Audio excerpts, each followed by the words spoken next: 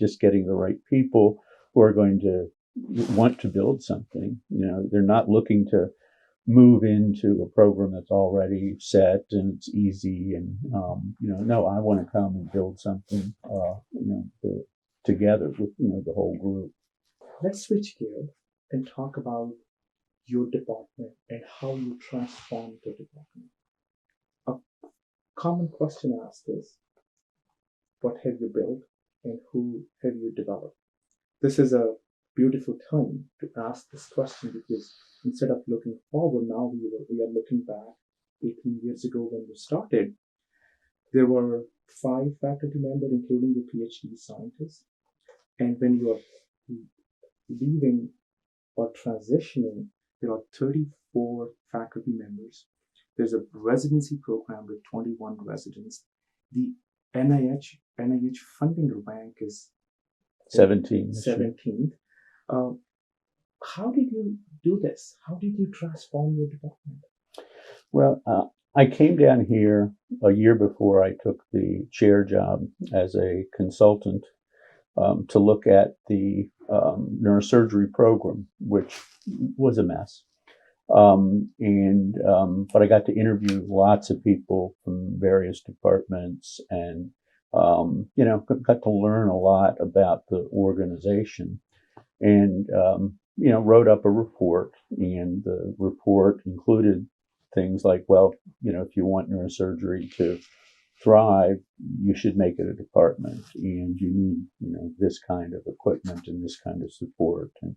And so, much to my surprise, they took it seriously and actually, made neurosurgery a department. That was in the works. They had a national search for a neurosurgery chair. So, I already knew a lot about the place. And one of the things I'd seen when I was here is it was truly a program in trouble, but with an enormous potential. Mm-hmm. I mean, we're the closest academic medical center for 3.5 million people in the center of the state. We're tied to a research-intensive, large university. This was home for me. I loved the area. So it looked like a great opportunity. And so I threw my hat in the ring for the chair job and decided to come here. When I did my negotiating with the dean, this institution had no money to spend at that time. This was shortly after the merger with another health system and then demerger. And so I wrote up my wish list, and the wish list really didn't have any dollars with it. It didn't say I need this many dollars in my academic enhancement fund. But it did say if I can attract high quality subspecialty neurosurgeons in these areas, I want your promise that I'll be able to hire them as long as I can show that they're profitable. That over the course of time, we need some technology that we don't have now for the OR and ICU care, et cetera. And, got that in writing. And I must say, one of the things that I've been very pleased with is, Penn State was always true to its word. Mm-hmm. If something was agreed to, you didn't have to argue about it later, even if the dean changed, which has happened a few times. So I had the blueprint to move forward, and it was pretty straightforward. I mean, you want to hire people who have subspecialty expertise, because that's what sets apart an academic medical center. You want to hire people who, to the best of your ability, you believe are motivated to not only take care of patients and do that very well, but to teach, to do research, to be academically productive, and then to hire people that fit the culture, that are going to be able to work with other people easily. When I got here, 2 of the faculty members had very corrosive personalities, and it's always difficult to ask people to leave, especially if you start out with a small group. But, one lesson I've learned is sometimes you can add by subtracting, that as long as those people were here, it was going to be hard to recruit additional people. They're just difficult to get along with. And so over about the first 9 months, those two people went elsewhere, but we brought in a lot of new people. So some of the people who were here that stayed, Kevin Cockcroft, who was now the interim chair in neurosurgery, has a national reputation, is just a superb individual, and has been here from the start. Started our endovascular program here. Just a wonderful guy. Mark Diaz, our vice chair for education now, pediatric neurosurgeon, again, nationally recognized, passionate about education, has had a lot of funding, has stayed for the entire time. Shortly after I started, I managed to recruit Jim McInerney. Mm-hmm. Jim had been a resident of mine at Dartmouth, so I knew him to be a fine person. And he came and started our functional neurosurgery program, really from scratch. I mean, we didn't even have a stereotactic frame at the time. And he's built one of the busiest functional neurosurgery programs in the country. He's also our program director, another person with a national reputation. My wife's a neurosurgeon, is internationally recognized for her peripheral nerve surgery, particularly nerve tumors. I was pretty sure she'd come along, so I think that was a good chance. But the idea is I'd love to take credit for this, but the credit is really with those people.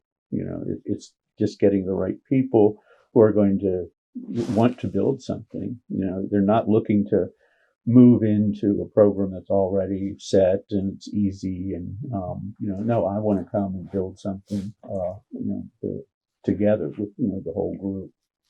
And so that's been the key, I think, getting the right people. From a research standpoint, had two big wins relatively early. One was Jim Connor. Jim had been on the search committee here when I was applying, and we had, gotten along well in our discussions. At that time, Dr. Connor had been the interim chair of Neuro and Behavioral Science, basic science, neuroscience department, had not been chosen as the chair. I think he was disappointed by that. Was being heavily recruited by Johns Hopkins, and was probably going to leave. And so rather than have him leave, I said, Jim, why don't you move to neurosurgery? We'll make you vice chair for research. It'll be a new model, bringing this kind of basic science ability into a clinical department. Jim was excited about that. It gave the institution a way to keep Jim here. And so it worked out well for everyone. And Jim immediately brought an expertise and a reality to the research program that would have taken us many years to build from scratch. Furthermore, he was really good at working with other people. Jim's just one of those guys who makes everybody around him better. So that was a big win. And then the next one was Steve Schiff. Steve is an MD, PhD, pediatric neurosurgeon, and he was applying a few years later for the chair role in neuro and behavioral science. And I was interviewing him.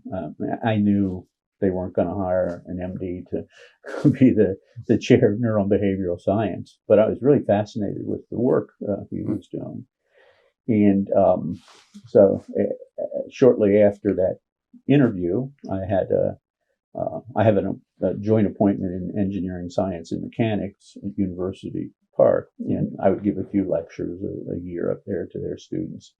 And after one of the lectures, I met with Judy Todd, their chair, and she said that she had a senior position and funding for a new faculty member. Did I know anyone? And I said, well, how'd you like to hire a neurosurgeon? And after I resuscitated her, I explained what was going on. And so anyway, we set up a plan to have Steve come to be the first, the founding director of our Center for Neural Engineering. And at that time, there was a Keystone Innovation Zone grant program. And if Penn State agreed to match that $500,000 grant if we got it, which would give us $1 million to help get Steve set up.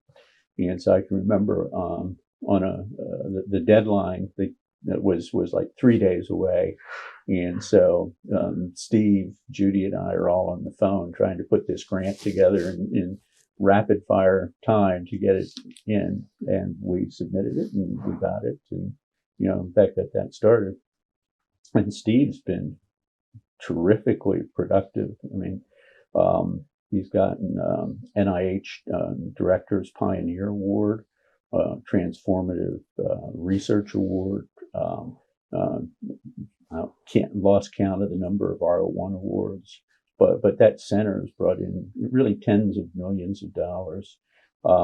It's just, again, I'd love to take credit for it, but it's just picking the right people. It's hard to go wrong with people like Jim Connor and Steve Schiff. So really the differentiator factor was focusing on this highly specialized clinical program and building this extraordinary team of high quality talent. Right. And I think it's really your team that probably has helped everybody in you. Right. I mean, and again, once you get a nucleus of people who are doing well and are excited about what they're doing, the next person who comes in to interview feels that. And I say, this is a team I want to be on.